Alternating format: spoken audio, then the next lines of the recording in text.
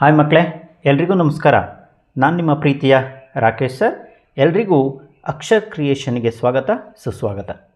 ಮಕ್ಕಳೇ, ದ್ವಿತೀಯ P U C ಇತಿಹಾಸ ವಿಷಯದ 1 ಅಂಕದ ಪ್ರಶ್ನೋತ್ತರ ಸರಣಿಯಲ್ಲಿ 3ನೇ ಭಾಗವನ್ನು ಇವತ್ತು ನೋಡೋಣ.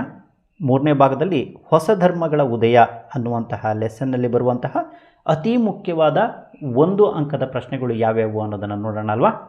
ಹಾಗಾದರೆ ಇದರಲ್ಲಿ ಬರುವಂತಹ 1 ಅಂಕದ ಅತಿ ಮುಖ್ಯ ಪ್ರಶ್ನೆಗಳಲ್ಲಿ ಮೊದಲನೇದು, ಜೈನ ಧರ್ಮವನ್ನು ಯಾರು ಸ್ಥಾಪಿಸಿದರು ಅಂತೇಳಿ.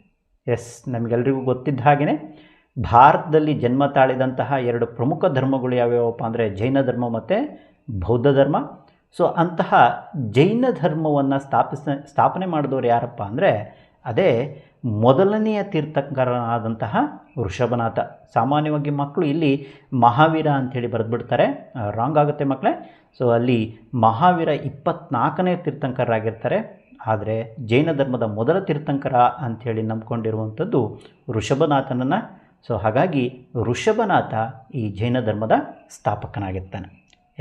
ಹೂ founded Jainism? Rishabhanatha founded Jainism. He is considered as the first tirthankara of Jainism. ಎರಡನೇ ಪ್ರಶ್ನೆಗೆ ಹೋಗೋಣ. ಎರಡನೇ ಪ್ರಶ್ನೆ ಯಾವುದಪ್ಪ ಅಂದರೆ ಜೈನರ 23ನೇ ತೀರ್ಥಂಕರ ಯಾರು ಅಂಥೇಳಿ. Who was the 23rd tirthankara of Jainism. So Jain ಧರ್ಮದಲ್ಲಿ ಒಟ್ಟು 24 ತೀರ್ಥಂಕರರು ಬರ್ತಾರೆ. ಅದರಲ್ಲಿ 23 ಮತ್ತು 24ನೇ ತೀರ್ಥಂಕರರು ಪ್ರಮುಖವಾಗಿ ಕಂಡುಬರ್ತಾರೆ, ಆಯಿತಾ. ಸೊ ಅದರಲ್ಲಿ 23ನೇ ತೀರ್ಥಂಕರ ಯಾರಪ್ಪ ಅಂದರೆ ಅದೇ Parshvanatha. Parshvanatha was the 23rd tirthankara of Jainism. ಓಕೆನಾ. ಸೊ ಜೈನ ಧರ್ಮದ 23ನೇ ತೀರ್ಥಂಕರ ಯಾರಪ್ಪ ಅಂದರೆ ಪಾರ್ಶ್ವನಾಥ. ಓಕೆ, ನೆಕ್ಸ್ಟ್ 3ನೇ ಪ್ರಶ್ನೆ, ವರ್ಧಮಾನನ ಜನ್ಮಸ್ಥಳ ಯಾವುದು ಅಂತೇಳಿ. ವರ್ಧಮಾನನ ಜನ್ಮಸ್ಥಳ ಯಾವುದು? ವರ್ಧಮಾನ ವೈಶಾಲಿ ಸಮೀಪದ ಕುಂದ ಅನ್ನುವಂತಹ ಗ್ರಾಮದಲ್ಲಿ ಜನ್ಮ ತಾಳ್ತಾರೆ. ಇಲ್ಲಿ ವರ್ಧಮಾನ ವೈಶಾಲಿ ಸಮೀಪದ ಕುಂದ ಅನ್ನುವಂಥದ್ದು. ಕುಂದ ಅನ್ನೋದು ಅವರ ಜನ್ಮಸ್ಥಳ. ಓಕೆನಾ. Birth place of Vardhamana is Kundagrama. Kundagrama ಅನ್ನುವಂಥದ್ದು it's near to Vaishali. Vaishali ಅನ್ನುವಂಥ ಸಮೀಪದಲ್ಲಿ ಕಂಡುಬರುವಂತಹ ಕುಂದ ಅನ್ನುವ ಗ್ರಾಮದಲ್ಲಿ ಈತನ ಜನನ ಆಗುತ್ತೆ. ನಮಗೆ ಗೊತ್ತಿದ್ದ ಹಾಗೆಯೇ ಸಾಶಾಪು 599ರಲ್ಲಿ ಜನಿಸ್ತಾರೆ. ಈ ಬಾರ್ನ್ ಇನ್ 599 BCE. ಸಾಶಾಪು 599ರಲ್ಲಿ ಎಲ್ಲಿ ಕುಂದ ಅನ್ನುವಂತಹ ಗ್ರಾಮದಲ್ಲಿ ಜನ್ಮವನ್ನು ತಾಳ್ತಾರೆ. 4ನೇ ಪ್ರಶ್ನೆ, ವರ್ಧಮಾನನು ಎಲ್ಲಿ ಜ್ಞಾನೋದಯವನ್ನು ಪಡೆದನು ಅಂಥೇಳಿ. ವರ್ಧಮಾನನಿಗೆ ಜ್ಞಾನೋದಯ ಹೊಂದಿದ್ದು ಎಲ್ಲಿ? Where did Vardhamana attain enlightenment ಅಂಥೇಳಿ. So he attain enlightenment at Jrumbhika Grama. Jrumbhika ಅನ್ನುವಂತಹ ಗ್ರಾಮದಲ್ಲಿ ಆತನಿಗೆ ಜ್ಞಾನೋದಯ ಆಗುತ್ತೆ. ವೈಶಾಖದ 10ನೇ ದಿನ ಬಿಹಾರದ ಜೃಂಬಿಕ ಅನ್ನುವಂತಹ ಗ್ರಾಮದಲ್ಲಿ ವರ್ಧಮಾನನಿಗೆ ಜ್ಞಾನೋದಯವಾಗುತ್ತೆ. ಓಕೆನಾ. ಸೊ ಅವನಿಗೆ ಜ್ಞಾನೋದಯವಾಗಿದ್ದು ಎಲ್ಲಿ ಹಾಗಾದರೆ ಜೃಂಬಿಕ ಅನ್ನುವಂತಹ ಗ್ರಾಮದಲ್ಲಿ ಜ್ಞಾನೋದಯವನ್ನು ಆತ ಪಡ್ಕೊಳ್ತಾನೆ. ನೆಕ್ಸ್ಟ್ ಪ್ರಶ್ನೆಗೆ ಹೋಗೋಣ. 5ನೇ ಪ್ರಶ್ನೆಗೆ, ಮಹಾವೀರನು ನಿರ್ವಾಣ ಹೊಂದಿದ ಸ್ಥಳ ಯಾವುದು ಅಂತೇಳಿ. The place where Mahavira attain nirvana. ನಿರ್ವಾಣವನ್ನು ಹೊಂದಿದ್ದು ಎಲ್ಲಿ? ನಿರ್ವಾಣ ಅಂದರೆ ಅದು ಮರಣ ಹೊಂದಿದಂತಹ ಸ್ಥಳ ಯಾವುದು ಅಂಥೇಳಿ. ಅದೇ ಎಲ್ಲಪ್ಪ ಅಂದರೆ ಬಿಹಾರದ ರಾಜಗೃಹ ಸಮೀಪದ ಪಾವಾ ಎಂಬಂತಹ ಸ್ಥಳದಲ್ಲಿ ಆತ ನಿರ್ವಾಣವನ್ನು ಹೊಂದ್ತಾನೆ. ಓಕೆನಾ. ಸೊ ಮಹಾವೀರನ ನಿರ್ಮಾಣ ಹೊಂದಿದ ಸ್ಥಳ ಯಾವುದು? ಬಿಹಾರದ ರಾಜಗೃಹ ಸಮೀಪದ ಪಾವಾ ಅನ್ನುವಂತಹ ಸ್ಥಳದಲ್ಲಿ ಸಾಶಾಪು 527ರಲ್ಲಿ ಆತ ನಿರ್ವಾಣವನ್ನು ಹೊಂದ್ತಾನೆ. ಓಕೆನಾ. ಸೊ ಹಾಗಾದರೆ ಮಹಾವೀರ ನಿರ್ವಾಣ ಹೊಂದಿದ ಸ್ಥಳ ಯಾವುದು? Pava. The place where Mahavira attain nirvana at Pava. It's in Rajagriha of Bihar. ಬಿಹಾರದ ರಾಜಗೃಹದ ಸಮೀಪ ಇರುವಂತಹ ಪಾವಾ ಅನ್ನುವಂತಹ ಸ್ಥಳದಲ್ಲಿ ಇನ್ 527 BCE. ಸಾಶಾಪು 527ರಲ್ಲಿ ಅವರು ನಿರ್ವಾಣವನ್ನು ಹೊಂದ್ತಾರೆ. ಎಸ್, ನೆಕ್ಸ್ಟ್ ಪ್ರಶ್ನೆ, ಬೌದ್ಧ ಧರ್ಮವನ್ನು ಸ್ಥಾಪಿಸಿದವರು ಯಾರು ಅಂತೇಳಿ. Yes, very important. ಬೌದ್ಧ ಧರ್ಮವನ್ನು ಸ್ಥಾಪಿಸಿದವರು ಯಾರಪ್ಪ ಅಂದರೆ ಅವರೇ ಬುದ್ಧ ಅಥವಾ ಗೌತಮ ಬುದ್ಧ ಅಂತೇಳಿ ಆತನನ್ನು ಕರೆಯಲಾಗ್ತದೆ. ಬೌದ್ಧ ಧರ್ಮದ ಸ್ಥಾಪಕ ಗೌತಮ ಬುದ್ಧ. ಎಸ್, ನೆಕ್ಸ್ಟ್ ಪ್ರಶ್ನೆ, 7ನೇ ಪ್ರಶ್ನೆ, ಡ್ಯಾಶ್ ಎಂಬಲ್ಲಿ ಬುದ್ಧ ಜನಿಸಿದನು. ಡ್ಯಾಶ್ ಎಂಬಲ್ಲಿ ಬುದ್ಧ ಜನಿಸಿದನು. Buddha was born in Lumbini Vana. Lumbini ವನ ಅನ್ನುವಂತಹ ಸ್ಥಳದಲ್ಲಿ ಗೌತಮ ಬುದ್ಧ ಸಾಶಾಪು 563ರಲ್ಲಿ ಜನ್ಮ ತಾಳ್ತಾರೆ. ಈ ಲುಂಬಿನಿ ವನ ಈಗಿನ ನೇಪಾಳದಲ್ಲಿ ಕಂಡುಬರುತ್ತೆ. ಸೊ ಅಲ್ಲಿ ಸಾಶಾಪು 563ರಲ್ಲಿ ಅವರು ಜನ್ಮಿಸ್ತಾರೆ. ಓಕೆನಾ. ಸೊ ಹಾಗಾದರೆ ಬುದ್ಧ ಜನ್ಮಿಸಿದ್ದು ಎಲ್ಲಿ? ಲುಂಬಿನಿ ವನ ಅನ್ನುವಂಥ ಸ್ಥಳದಲ್ಲಿ. Buddha was born in Lumbini ವನ ಇನ್ 563 BCE. It is presently it is in Nepal. ಓಕೆನಾ. ಈಗ ಇರುವಂಥದ್ದು ಎಲ್ಲಿಯಪ್ಪ ಅಂದರೆ ನೇಪಾಳದಲ್ಲಿ ಆ ಸ್ಥಳವನ್ನು ನಾವು ಗುರುತಿಸ್ಬೋದು. ನೆಕ್ಸ್ಟ್ 8ನೇ ಪ್ರಶ್ನೆ, ಬುದ್ಧನ ಮೊದಲ ಹೆಸರು ಏನು ಅಂತ. ಓಕೆನಾ. First name of Buddha. ಬುದ್ಧನ ಮೊದಲ ನೇಮ್ ಏನಾಗಿತ್ತಪ್ಪ ಅಂದರೆ ಸಿದ್ಧಾರ್ಥ ಅಂಥೇಳಿ ಆತನಿಗೆ ಇದ್ದಂಥ ಹೆಸರು. ಓಕೆನಾ. Siddhartha was the first name of Buddha, earliest name of Buddha. ಬುದ್ಧನಿಗೆ ಆರಂಭಿಕ ಹೆಸರು ಏನಾಗಿತ್ತಪ್ಪ ಅಂದರೆ ಸಿದ್ಧಾರ್ಥ ಅಂಥೇಳಿ ಆತನನ್ನು ಕರೆಯಲಾಗ್ತಾ ಇತ್ತು. ನೆಕ್ಸ್ಟ್ ಪ್ರಶ್ನೆಗೆ ಬರೋಣ. ಸೊ ಅದೇ ಬುದ್ಧ ಪದದ ಅರ್ಥವೇನು ಅಂತೇಳಿ. ಬುದ್ಧ ಅನ್ನುವಂತಹ ಪದ ಅರ್ಥ ಏನು? ನಮಗೆ ಗೊತ್ತಿದ್ದ ಹಾಗೆಯೇ ಮೊದಲಿದ್ದಂಥ ಹೆಸರೇನು? ಸಿದ್ಧಾರ್ಥ ಅಂಥೇಳಿ ಆತನಿಗೆ ಹೆಸರಿತ್ತು. ಆದರೆ ಆನಂತರ ಆತನನ್ನು ಏನಂತೇಳಿ ಕರೆಯಲಾಗ್ತದೆ? ಬುದ್ಧ ಅಂಥೇಳಿ ಕರೆಯಲಾಗ್ತದೆ. ಯಾವಾಗ ಅವನಿಗೆ ಬುದ್ಧ ಅನ್ನುವಂಥ ಹೆಸರು ಬರುತ್ತಪ್ಪ ಅಂದರೆ 35ನೇ ವಯಸ್ಸಿನಲ್ಲಿ ಆತ ಏನು ಜ್ಞಾನೋದಯವನ್ನು ಪಡ್ಕೊಳ್ತಾನೋ, ಸೊ ಆ ಜ್ಞಾನೋದಯವನ್ನು ಪಡ್ಕೊಂಡ ನಂತರ ಆತ ಬುದ್ಧ ಅನ್ನುವಂಥ ಹೆಸರನ್ನು ಪಡ್ಕೊಳ್ತಾನೆ. ಅಂದರೆ ಜ್ಞಾನವನ್ನು ಪಡೆದವನು ಅನ್ನುವ ಅರ್ಥವನ್ನು ಕೊಡುತ್ತೆ. ಬುದ್ಧ ಅಂದರೆ ಅದರ ಅರ್ಥ ಜ್ಞಾನವನ್ನು ಪಡೆದವನು ಅಂತೇಳಿ. What does the word Buddha means? Buddha means enlightened one ಅನ್ನುವಂಥ ಅರ್ಥ. ಓಕೆನಾ. After when he enlightened knowledge, ಯಾವಾಗ ಆತ ಜ್ಞಾನವನ್ನು ಪಡ್ಕೊಳ್ತಾನೋ ಸೊ ಆಗ ಆತನನ್ನು ಬುದ್ಧ ಅಂಥೇಳಿ ಕರೆಯಲಾಗ್ತದೆ. ಮೊದಲು ಆತನ ಹೆಸರಿದ್ದಿದ್ದು ಸಿದ್ಧಾರ್ಥ ಅಂಥೇಳಿ. ಬಟ್ ಅವನು ಯಾವಾಗ ತನ್ನ 35ನೇ ವಯಸ್ಸಿನಲ್ಲಿ ಜ್ಞಾನೋದಯವನ್ನು ಪಡ್ಕೊಳ್ತಾನೋ ಆನಂತರ ಅವನನ್ನು ಬುದ್ಧ ಅಂಥೇಳಿ ಕರೀತಾರೆ. ಬುದ್ಧ ಅಂದರೆ ಅದರ ಅರ್ಥ ಜ್ಞಾನವನ್ನು ಪಡೆದವನು ಅನ್ನುವಂಥ ಅರ್ಥವನ್ನು ಕೊಡುತ್ತೆ. S, next 10th question, Siddhartha ಅಂದರೆ ಬುದ್ಧ ಜ್ಞಾನೋದಯವನ್ನು ಪಡೆದ ಸ್ಥಳ ಯಾವುದು ಅಂತೇಳಿ. ಈಗಾಗಲೇ ಲಾಸ್ಟ್ ಕ್ವಶನಲ್ಲಿ ನೋಡಿದ್ವಿ, ಬುದ್ಧ ಅನ್ನುವಂಥ ಪದದ ಅರ್ಥ ಏನು? ಜ್ಞಾನ ಪಡೆದವನು ಅಂಥೇಳಿ. ಅಂದರೆ ಅವನಿಗೆ ಜ್ಞಾನೋದಯ ಆಗುತ್ತೆ ಅನ್ನೋದನ್ನು ನಾವು ನೋಡಿದ್ವಿ. 35ನೇ ವಯಸ್ಸಿನಲ್ಲಿ ಜ್ಞಾನೋದಯವನ್ನು ಪಡೆದ ಅಂತೇಳಿ ನೋಡಿದ್ವಿ.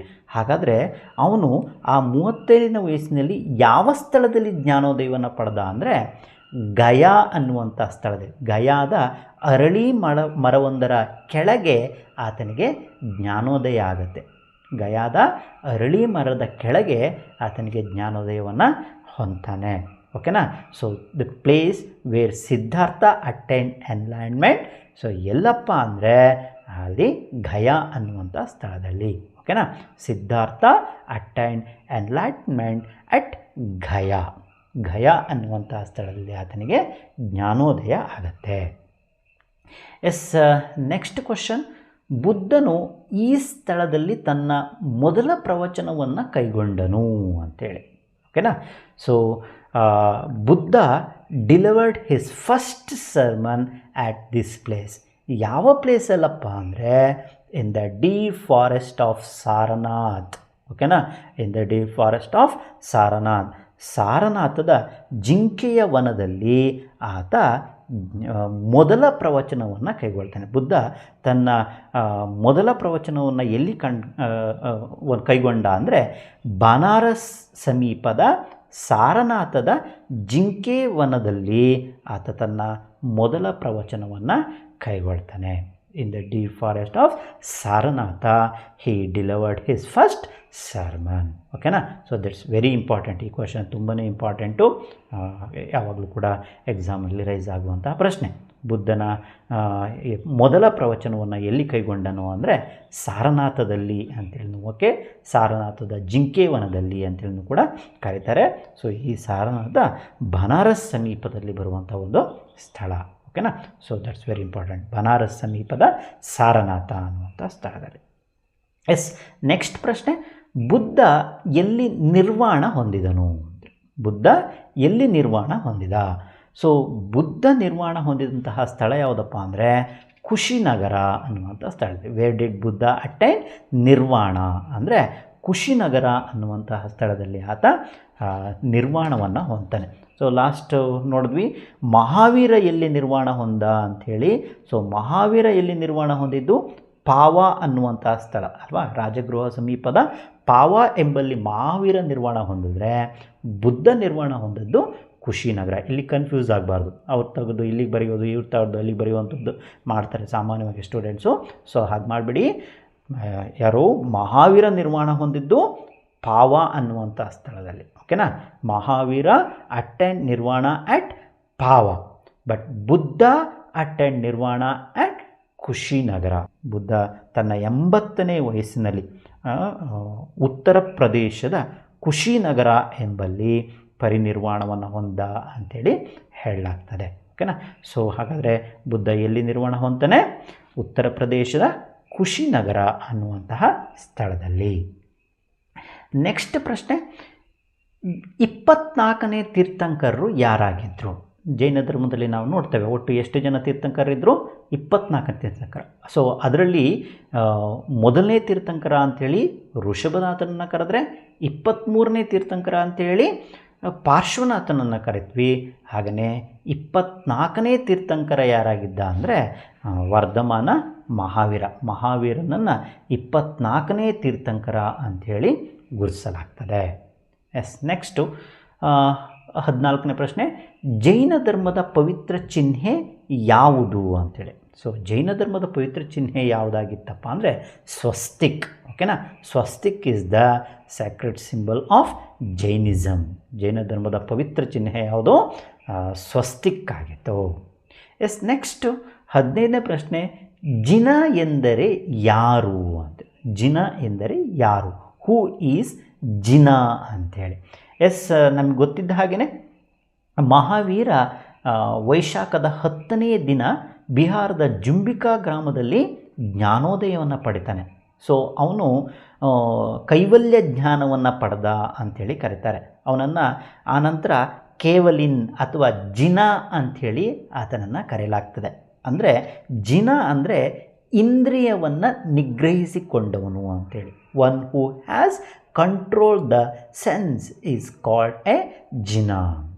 ಇಂದ್ರಿಯಗಳನ್ನು ನಿಗ್ರಹಿಸಿಕೊಂಡವನನ್ನು ಏನಂತೇಳಿ ಕರೆಯಲಾಗ್ತದೆ? ಜಿನ ಅಂಥೇಳಿ ಕರೆಯಲಾಗತ್ತೆ. ಓಕೆನಾ? ಸೊ ಯಾರನ್ನು ಜಿನ ಅಂಥೇಳಿ ಕರೆಯಲಾಗಿತ್ತು ಅಂದರೆ ವರ್ಧಮಾನ ಮಹಾವೀರನನ್ನು ಜಿನ ಅಂಥೇಳಿ ಕರೆಯಲಾಗ್ತಾಯಿತ್ತು. ಅವನು ಜ್ಞಾನೋದಯವನ್ನು ಪಡೆದ ನಂತರ ಅವನಿಗೆ ಕೇವಲಿನ್ ಅಂದರೆ ಸರ್ವಜ್ಞ ಅಂಥೇಳಿ, ಅಥವಾ ಜಿನ ಅಂದರೆ ಇಂದ್ರಿಯ ನಿಗ್ರಹವನ್ನು ಮಾಡಿಕೊಂಡವನು ಅಂಥೇಳಿ ಆತನನ್ನು ಕರೆಯಲಾಗತ್ತೆ. ನೆಕ್ಸ್ಟ್ 16ನೇ ಪ್ರಶ್ನೆ, ಜೈನರ ಪವಿತ್ರ ಗ್ರಂಥ ಯಾವುದು ಅಂಥೇಳಿ. ಜೈನರ ಪವಿತ್ರ ಗ್ರಂಥ ಯಾವುದು ಅಂತ. ಸೊ ಇಲ್ಲಿ ಮಕ್ಕಳಲ್ಲಿ ಸಾಮಾನ್ಯವಾಗಿ ಕನ್ಫ್ಯೂಷನ್ಸ್ ಇರುತ್ತೆ. ಅಲ್ಲಿ ಜೈನರ ಪವಿತ್ರ ಗ್ರಂಥ ಯಾವುದು ಮತ್ತು ಇನ್ನೊಂದು ಜೈನರ ಪ್ರಧಾನ ಅಥವಾ ಮೊದಲ ಗ್ರಂಥ ಯಾವುದು ಅಂಥೇಳಿ 2 ಪ್ರಶ್ನೆ ಬರುತ್ತೆ. ಆಯಿತಾ? ಸೊ ಇಲ್ಲಿ ಜೈನರ ಪವಿತ್ರ ಗ್ರಂಥ, what is the holy book of Jainism ಅಂಥೇಳಿ ಕರೀತಾರೆ, ಆರ್ ಜೈನ್ಸ್ ಅಂಥೇಳಿ. ಸೊ ಅದೇ ಯಾವುದಪ್ಪ ಅಂದರೆ ಆಗಮ ಸಿದ್ಧಾಂತ. ಆಗಮ theory or Agama Siddhanta is the holy book of Jains. So ಜೈನರ ಪವಿತ್ರ ಗ್ರಂಥ ಯಾವುದಪ್ಪ ಅಂದರೆ ಆಗಮ ಸಿದ್ಧಾಂತವನ್ನು ಜೈನರ ಪವಿತ್ರ ಗ್ರಂಥ ಅಂಥೇಳಿ. ಇದರಲ್ಲಿ ಸುಮಾರು 45ರಿಂದ 50 ಸಂಪುಟಗಳನ್ನು ನಾವು ನೋಡ್ಬೋದು.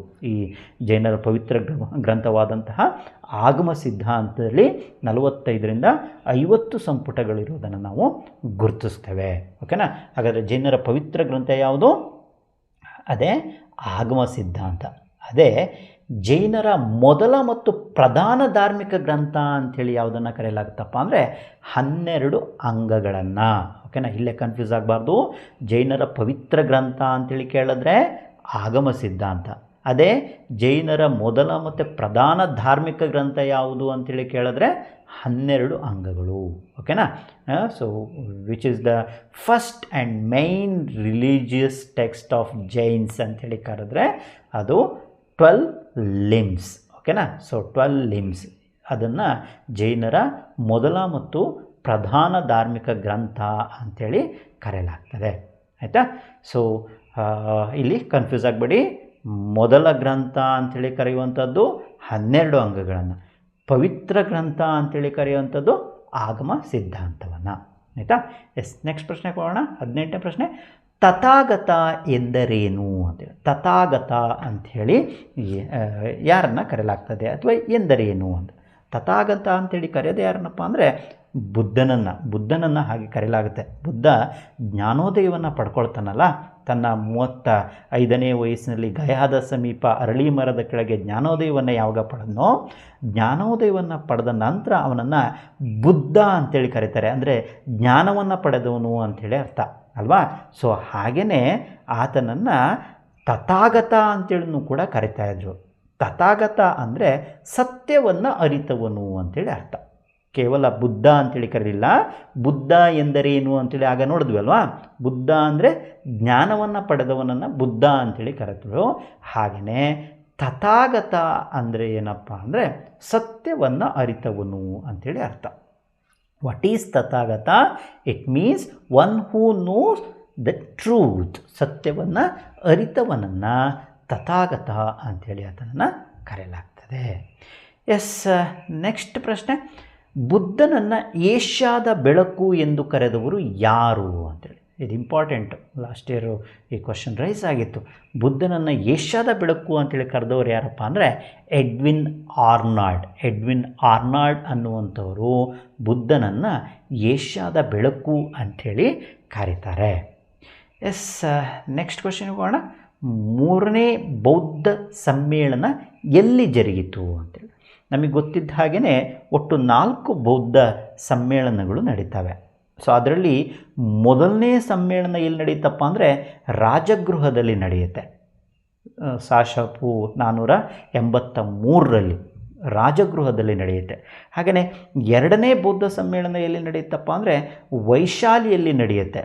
ವೈಶಾಲಿಯಲ್ಲಿ 2ನೇ ಬೌದ್ಧ ಸಮ್ಮೇಳನ. ಮೊದಲನೇ ಬೌದ್ಧ ಸಮ್ಮೇಳನ ರಾಜಗೃಹದಲ್ಲಿ ನಡೆದರೆ 2ನೇ ಬೌದ್ಧ ಸಮ್ಮೇಳನ ವೈಶಾಲಿಯಲ್ಲಿ ನಡೆಯುತ್ತೆ. ಹಾಗೆಯೇ 3ನೇ ಬೌದ್ಧ ಸಮ್ಮೇಳನ ಅಶೋಕನ ಕಾಲದಲ್ಲಿ, ಅಂದರೆ ಮೌರ್ಯ ಸಾಮ್ರಾಜ್ಯದ ಕಾಲದಲ್ಲಿ, ಅಶೋಕನ ಕಾಲದಲ್ಲಿ ಸಾಶಪು 250ರಲ್ಲಿ ಪಾಟಲಿಪುತ್ರದಲ್ಲಿ ನಡೆಯುತ್ತೆ. ಓಕೆನಾ. Where was the third Buddhist council had?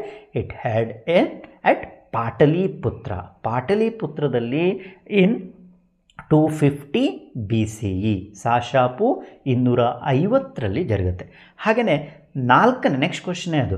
4ನೇ ಬೌದ್ಧ ಸಮ್ಮೇಳನ ಎಲ್ಲಿ ನಡೆಯುತ್ತಪ್ಪ ಅಂದರೆ 4ನೇ ಬೌದ್ಧ ಮಹಾಸಮ್ಮೇಳನ ಕುಂಡಲವನ, ಕಾಶ್ಮೀರದ ಕುಂಡಲವನದಲ್ಲಿ ಸಾಶ 102ರಲ್ಲಿ ಕಾಶ್ಮೀರದ ಕುಂಡಲವನದಲ್ಲಿ ನಡೆಯುತ್ತೆ. ಓಕೆನಾ. The 4th Buddhist council was held at Kundalavana of ಕಾಶ್ಮೀರದ ಕುಂಡಲವನ ಅನ್ನುವಲ್ಲಿ ಶಕ ಅಂದರೆ ಸಾಶ 102ರಲ್ಲಿ ಇನ್ 102 CE.